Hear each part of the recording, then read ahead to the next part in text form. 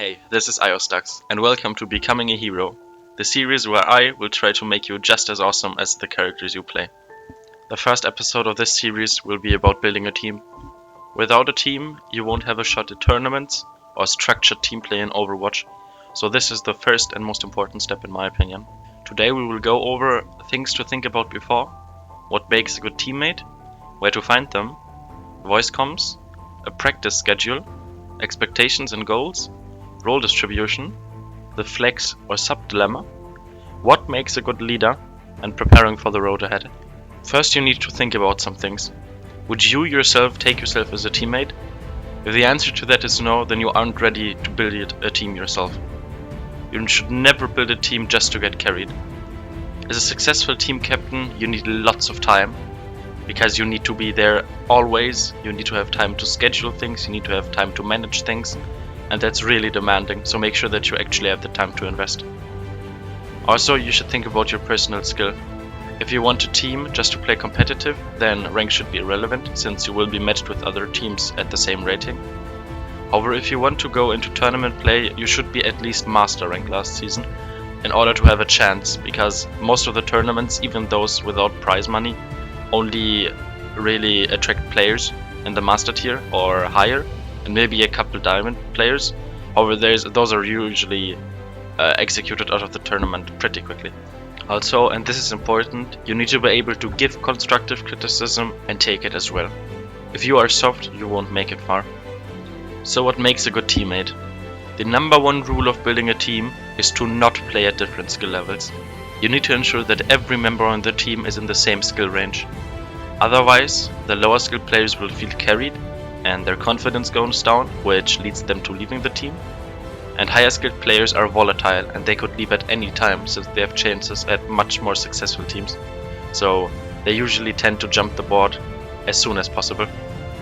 You need to make sure that they have a lot of time. There's nothing worse than cancelling practice because one or two players can't make it.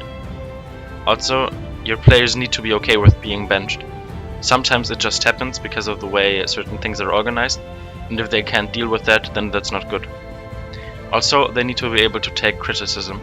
If they won't be able to take criticism, then they won't get better anytime soon. However, if you are looking for higher skilled players, then that shouldn't be an issue. So where do you find them? There are three main sources in my opinion. First, the Overwatch LFT subreddit. There are tons of people looking for a team, so you always have something to choose from. However, most of those players aren't very high tier, so finding a high tier player there can be time consuming. The, in my opinion, better way is the Cow League Discord. There are lots of good players, however there's also a lot of competition, so it can be really hard to fish a good player out of there. And the best option in my opinion is word of mouth. So you can ask friends who are in the same tier as you can ask your teammates some competitive, just add them and ask them afterwards if they are interested in a team. This usually leads to the most success, since you always have players who play at the same tier as you do, and there's not a lot of competition for them. Voice comms are a requirement for every good team. A deaf or mute team sadly won't go pro anytime soon. There are two main options for voice comms: TeamSpeak and Discord. Now, Discord does have better voice quality, however it does cost money since you need to host the servers yourself. Discord on the other hand is free, however the voice quality isn't as good as TeamSpeak. In my opinion, you should start out with Discord, because there's nothing worse than renting a TeamSpeak server only for the team to fall apart immediately. However, if you feel confident in your team and you think that you'll stick around, you should definitely invest into a TeamSpeak server in my opinion.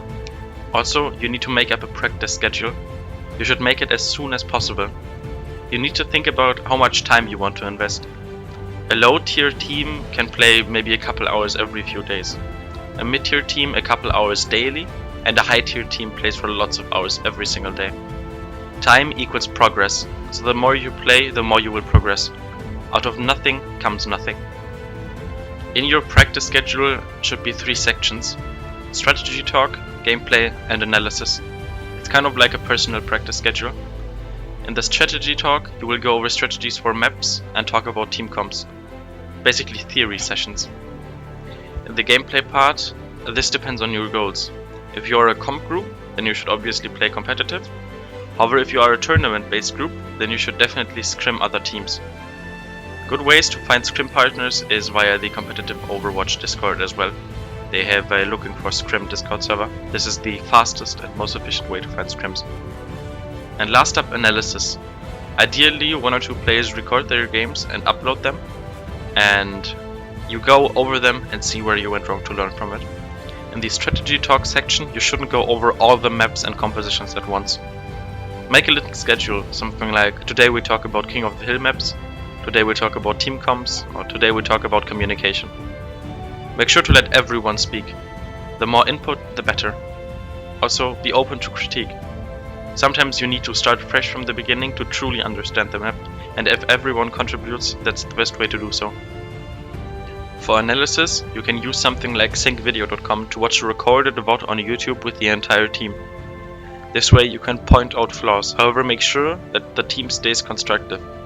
Not only do you need to tell them what went wrong, you also need to tell them how to fix it. I personally learned the most when others told me where I went wrong. Analysis doesn't have to be long, but it is incredibly important. Having reasonable expectations and goals is very important. Ask yourself, where do you want to go with the team? Is your main goal to climb the ladder? Maybe win your first tournament? Or do you want to make a living out of it? You need to have correct expectations. If your team consists of 6 diamond players, then you won't win any open tournament anytime soon, since they are mostly populated by higher tier teams. However, there's nothing wrong with that. You can still progress on the ladder and work your way up. That's how every team made it so far. And the in-game role distribution is also very important. It's key to have flexible players. No one will know how the meta develops. Maybe 4 tanks and 2 supports will become really strong. In this case, having players who can play multiple roles decently are great.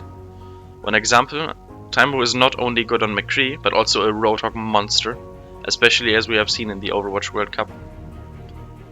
Ideally, you should have 2 main supports, 2 main tanks, and 2 main DPS. One of them is primarily a hitscan player, and the other one a projectile player.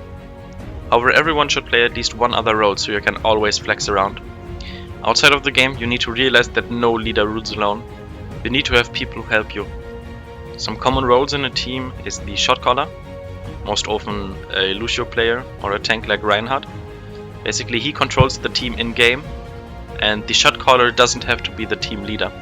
All he needs to do is control the team in-game, make correct calls, and organize engagements and commitments. Then we have the VOD recorder. Usually you have 1 or 2. They record the VODs and upload them so that they can be viewed later, which is really important, preferably the players with the best PCs. And we have the manager, who is most often the team leader. His job is to find scrims and organize tournaments with the team. Next up, the flex and sub dilemma. There are 2 different situations.